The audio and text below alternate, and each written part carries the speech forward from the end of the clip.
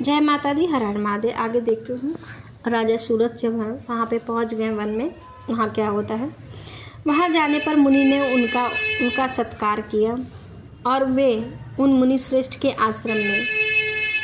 आश्रम में इधर उधर विचरते रहे। कुछ काल तक रहे, फिर ममता से आकृष्ट होकर वहाँ इस प्रकार चिंता करने लगे कि पूर्व काल में मेरे पूर्वजों ने जिसका पालन किया था वही नगर आज मुझसे रहित है। पता नहीं मेरे दुराचारी भृत्यगण उसकी धर्म पूर्वक रक्षा करते हैं या नहीं। जो सदा मत की वर्षा करने वाला और शूरवीर था, वह मेरा प्रधान हाथी अब शत्रुओं के अधीन होकर न जाने किन भागों को भोगता होगा। जो लोग मेरी कृपा से धन और भोजन पाने सदा मेरे पीछे पीछे चलते थे, अब वे निश्चय ही दूसरे राजाओं का अनुसरण करते होंगे। उन अभिभावी लोगों द्वारा सदा खर्च होते रहने के कारण अत्यंत कष्ट से जमा किया हुआ मेरा वह खजाना खाली हो जाएगा। ये तथा अन्य और भी कई बातें राजा सूरत निरंतर सोचते रहे। एक दिन उन्होंने विप्र मेघा मुनि के आश्रम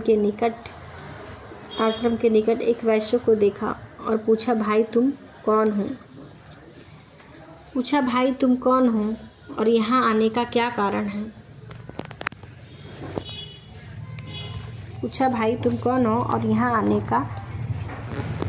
यहाँ आने का क्या कारण। तुम क्यों शोकग्रस्त अनमने से दिखाई देते, मतलब तुम क्यों दुखी क्यों दिखाई देते। राजा सूरत का प्रेम पूर्वक वचन सुनकर वैश्य ने विनय भाव से उन्हें प्रणाम किया और कहा, राजन, मैं धनिकों के कुल में उत्पन्न हुआ एक वैश्य हूँ। मेरा नाम समाधि। मेरे दुष्ट स्त्री पुत्रों ने भी धन लेकर मुझे घर से बाहर निकाल दिया है। मैं इस समय धन और स्त्री और पुत्रों से वंचित हूँ। मेरे विश्वसनीय बंधुओं ने मेरा धन लेकर मुझे दूर कर दिया है। इसलिए दुखी होकर मैं वन में चला आया हूँ। यहाँ रहकर भी मैं इस बात को नहीं जानता कि मेरे पुत्र स्त्री और स्वजनों कुशल से हैं या उन्हें इस समय घर में कोई कष्ट है। कुशल से हैं तो उन्हें कोई कष्ट है। वे मेरे पुत्र कैसे हैं, क्या वे सदाचारी हैं अथवा दुराचारी हो गए हैं। तो जंगल में रहते हुए भी उसे अपने पुत्र और स्त्री की याद आ रही है। मोह माया में वो बंधा हुआ है। राजा ने पूछा, जिन धन लोभी ने स्त्री पुत्र आदि ने तुम्हें धन के कारण घर से निकाल दिया है, उनके प्रति तुम्हारे चित्त में इतना स्नेह बंधन क्यों। वैश्य बोला, आप मेरे विषय में जैसी बातें कहते हैं वह सब ठीक है, किंतु मैं क्या करूं, मेरा मन निष्ठुरता नहीं धारण करता।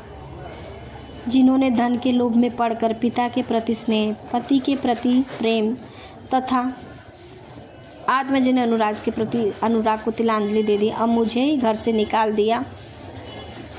उन्हीं के प्रति मेरे हृदय में इतना स्नेह है। महामते गुणहीन बंधुओं के प्रति भी मेरा चित्त इस प्रकार प्रेम मग्न हो रहा है कि यह क्या है, इस बात को मैं जानकर भी नहीं जान पाता। इसके लिए मैं लंबी सांसें ले रहा हूँ और मेरा हृदय अत्यंत दुखित हो रहा है। जब उन लोगों में प्रेम का सर्वथा अभाव है, तो भी उनके प्रति मेरा मन निष्ठुर नहीं धारण नहीं कर पाता। इसके लिए मैं क्या करूं। जय माता दी, हर हर महादेव। आप सबका मंगल हो। माँ भगवती, माँ वैष्णो कृपा हमेशा बनी रहे। जय माता।